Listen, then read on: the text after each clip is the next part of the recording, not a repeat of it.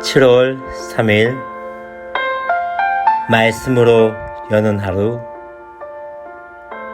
오늘 본문은 베드로전서 2장 1절부터 10절까지 말씀입니다.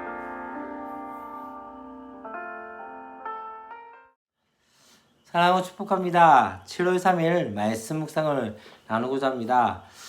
오늘 제가 드디어 오랜만에 머리를 깎았습니다. 좀 젊어 보이는지 혹은 어떻게 보이시는지 궁금합니다.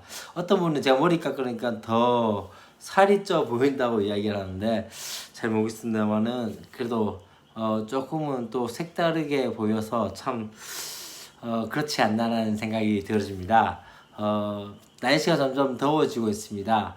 지금 코로나로 인해서 또 어쩌면은 그 긴장감과 또 이 더운 날씨 때문에 짜증이 더 많이 내어질 때가 아닌가 하는 생각이 들었습니다.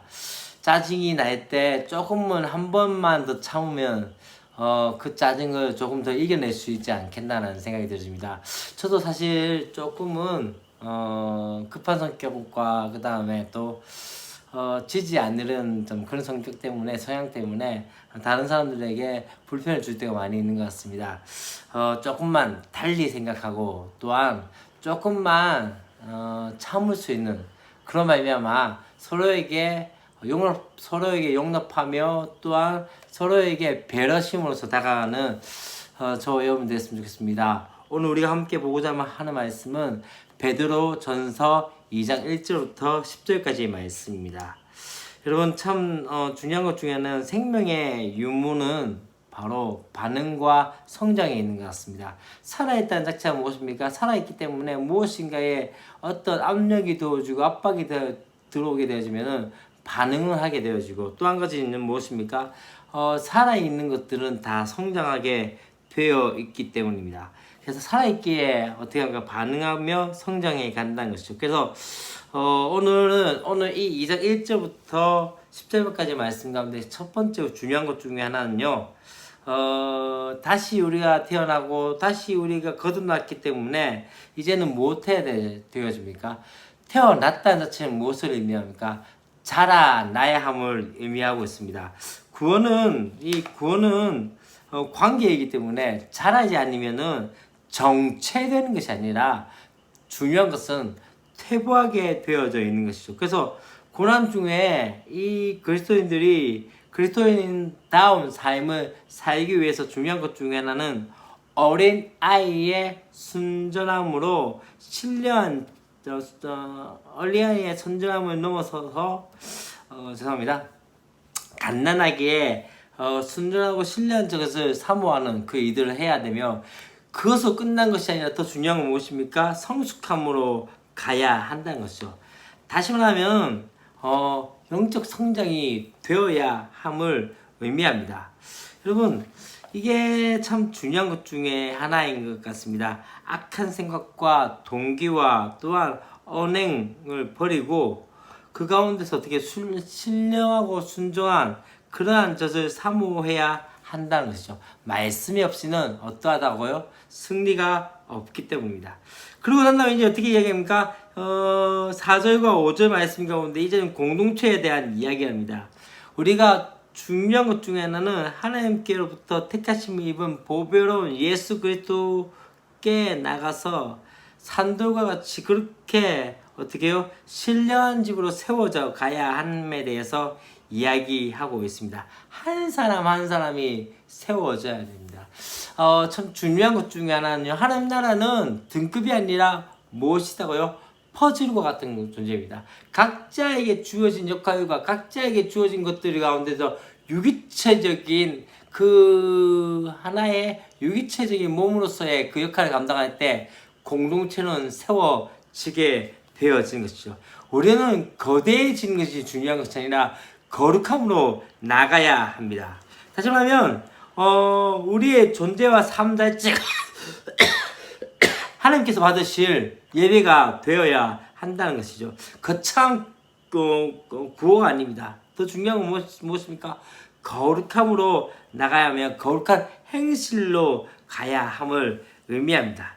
이제는 예수 그리스도께서는 어떠한 존재가 되셨는가에 대해서 우리가 6절부터 8절까지 말씀 가운데 나옵니다. 사람들에게 버림받은 이 예수 그리스도가 성전에서는 모퉁이 돌과 같이 되어진다는 것이죠. 그분을 어떻게 믿는 성도들도 부끄러움을 두지 않으실까 하는 것들을 우리가 아셔야 합니다. 다시 말하면 예수 그리스도로 말미암아 부끄러움을 당하지 않게 될 것이라고 말씀하고 있는 것이죠. 우리에게는 어떠한 존재입니까? 바로 보배입니다. 믿지 않는 존재들에게, 믿지 않는 자들에게는 어떠하죠?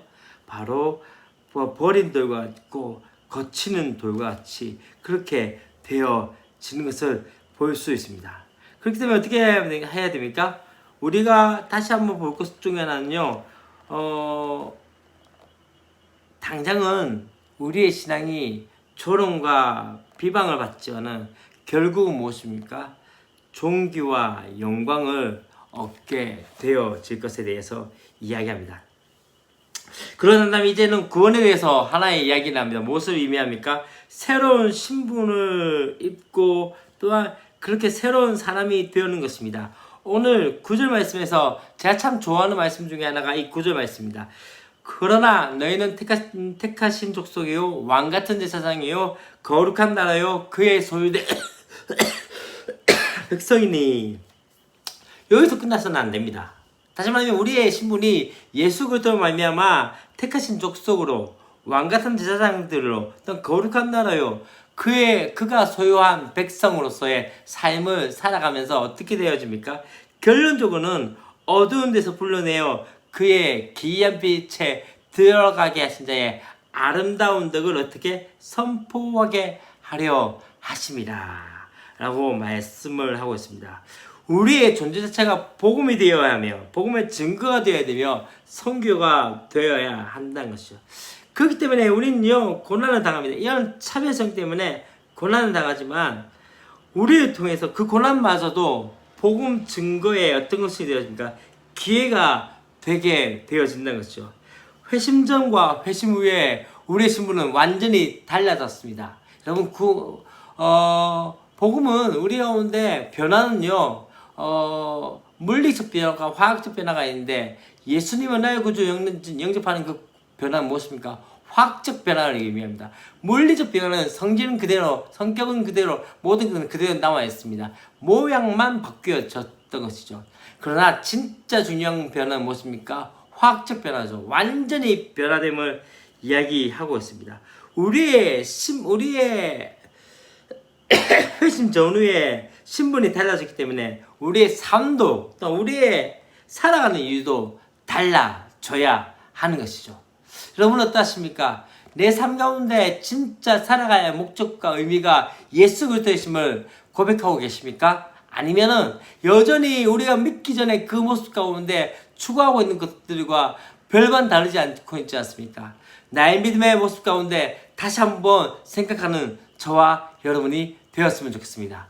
기도하겠습니다. 하나님 아버지 감사합니다. 오늘도 우리가 베드로전서 2장의 말씀을 함께 나누면서 그 가운데 우리에게 주어진 은혜가 무엇인지 신령한 젖이 무엇인지에 대해서 함께 나누었고 또한 우리가 또한 그 가운데 우리의 신분이 어떻게 변화되는지에 대해서 함께 나누었습니다. 주님 오늘 하루의 삶 가운데서 우리의 신분에 걸맞는 그런 행수를 할 수 있는 자들이 되게 하여 주시고 또한 우리 위해서 십자가에 달려 돌아가신 예수 그리스도의 그 은혜와 사랑이 무엇인지를 잠시만나마 깨닫는 역사가 있게 하시고 한 주간 동안은 우리의 삶 가운데 그렇게 살아갈 수 있는 은혜들이 있도록 하나님 거룩한 사람들을 살아갈 수 있는 은혜들이 있도록 도우시고 함께하여 주시옵소서. 주 예수 그리스도의 이름으로 기도합니다. 아멘.